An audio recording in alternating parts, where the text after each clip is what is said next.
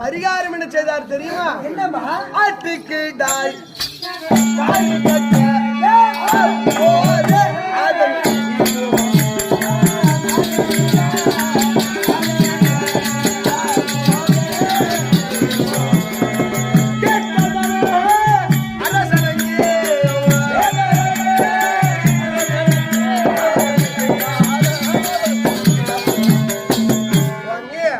அதற்கு பரிகாரமாக ஒரு சுயவரத்தை ஏற்படுத்தி ராஜாத்தி ராஜர வர வைத்தார்களாம்.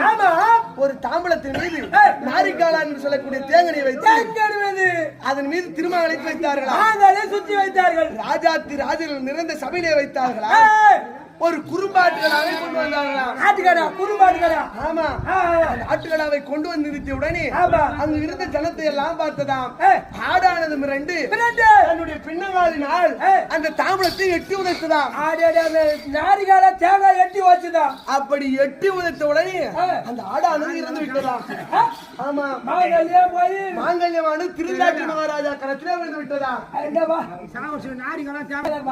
ஆட்டுக்கடா தேங்காய் எட்டி வச்சது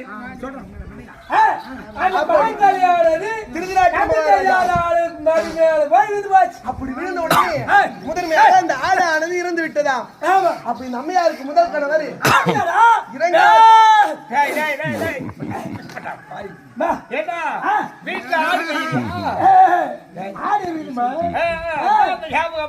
அப்படி இரண்டாவதாக திருதராட்டி மகாராஜா களத்திலே விழுந்த உடனே அவருக்கு இது கண்களும் தெரியாது.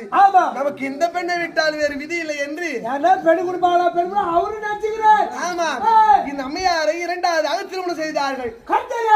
ஆமா, குருட்டு மகாராஜா. இந்த அம்மையாருக்கு இரண்டாவது கணவர் அதான் குருட்டு மகாராஜா.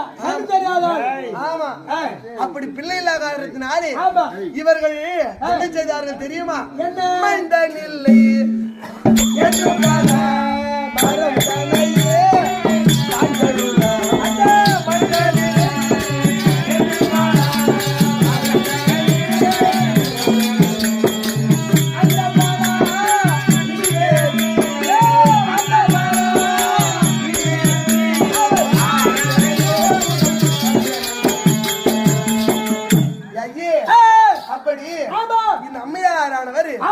கண் தெரியாதவர் திருமணம் செய்து கொண்டார். நம்முடைய கணவருக்கு கண் தெரிந்திருந்தால் நம்ம கூடி சுடித்திருப்பார், இன்பத்தோடு வாழ்ந்திருக்கலாம். நினைத்துக் கொண்டு தன்னுடைய புழக்கடை பக்கமாக சென்றார்களாம். போனாங்க. அங்கே ஒரு பலா மரமான இருந்ததாம். விரகத்தாபத்தினாலே